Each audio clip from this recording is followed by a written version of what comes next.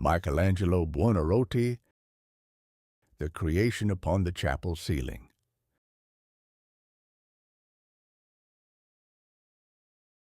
In 1508, Pope Julius II called Michelangelo in. At the time, skillful artists were often busy with commissions from chapels and city halls. "For what reason is the Pope seeking after me?" Michelangelo had made various sculptures for the Pope and the cardinals before. Every time he was called the best sculptor of all. The place Michelangelo met the Pope was the Sistine Chapel. He paid his courtesy as soon as he saw the Pope. The two had met many times before. They exchanged their tidings. Then the Pope told Michelangelo why he sought after him. "This chapel has been built for more than 20 years, but it still feels like something is missing."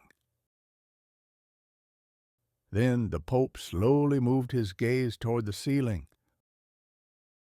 Wondering, Michelangelo looked at the ceiling after him. The Pope was in his thoughts for a moment and then spoke. "In my opinion, the reason why Sistine Chapel looks like it is missing something is because of its ceiling. We need someone to paint a picture up there." "Excuse me? Who would do that?" "It's you who is doing it. I would like you to do the job for us." Michelangelo was flabbergasted by the request of him painting the entire ceiling of the chapel. It was not even a mural. He wanted to reject the commission somehow. "Your Holiness, painting is not exactly my best skill. Therefore, as you know, my works were usually sculptures." But the Pope did not budge easily either. "I know that very well myself. Even though that, I am sure that the one who can paint on this ceiling the best is you." At that point, Michelangelo could not make any more excuses. It would be a difficult job, but he also wanted the challenge. But there was another problem. The Pope wanted the 12 apostles on the ceiling. Michelangelo was not content with the request. "Since it is your Holiness's request, I cannot deny the offer, but I shall not yield the subject that I will paint upon. Is there anything in particular that you are thinking of?" The Pope was curious about what Michelangelo was planning to paint. He was also slightly feeling unpleasant that he was not following his order.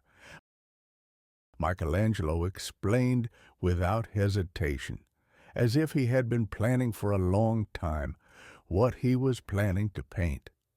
"I am thinking of painting the marvel of the creation. I shall strive to revive the genealogy of our Lord onto the ceiling of this chapel." The Pope could not help but nod at what he said. It was clear that if that becomes a reality, it shall bring more impression on the people. A few days later, the painting of the Sistine Chapel began.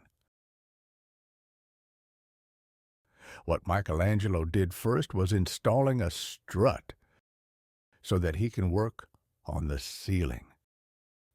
The height of the ladder itself was incredibly high. The workers who helped to install the strut were dumbfounded. "Dear Lord, how can he paint on such a height? He must have gone mad. It is not even a job that ends in a couple of days." It was not the only difficulty. If you were to draw on the ceiling, you had to tilt your head back all the time you were working on it.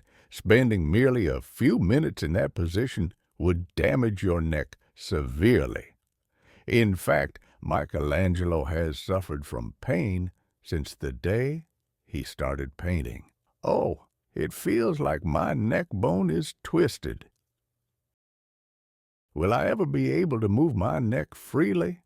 Even more, the method he used to paint on the ceiling was fresco. It is the method of painting water-based pigments on still wet plaster, which is applied to the wall. This method took much more effort than the usual painting style because it was more difficult to sketch on it or to correct the errors.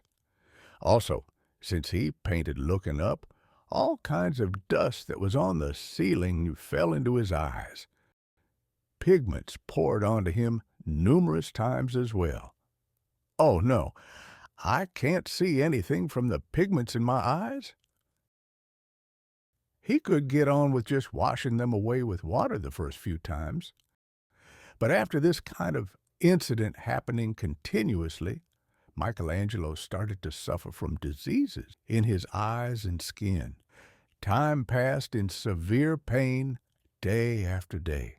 He was to paint on such a vast area under such a harsh condition, there was not much progress, even after 1 or 2 months. The general public was prohibited from entering, so the chapel was dead silent. Only the priests, whom the Pope sent to check on him, talked to Michelangelo occasionally. "How is the painting going? God bless you." "Much gratitude, Father.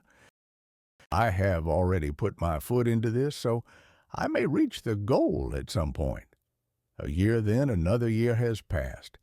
Michelangelo got used to the position he took to paint on the ceiling, that he was now reading his letters in that position.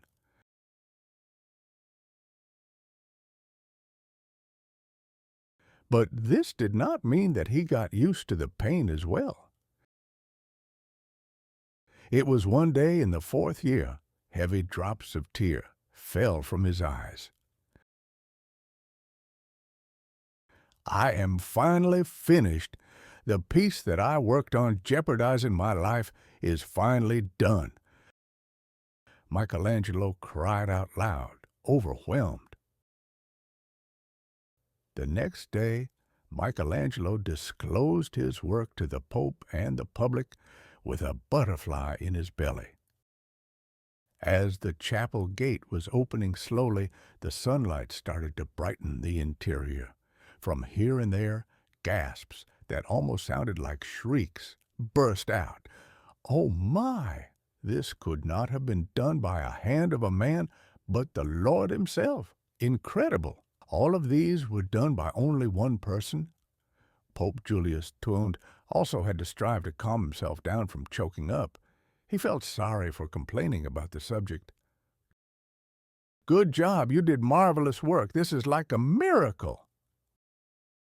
Michelangelo felt like all the fatigue and pain are going away. People scrambled to kneel and start praying to God.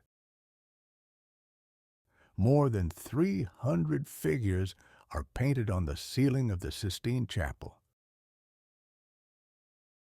It contains the stories of God separating light and darkness, the creation of Adam and Eve, the fall of humankind, and Noah's Ark. Even if you're not a Christian, if you see it, you will get pious.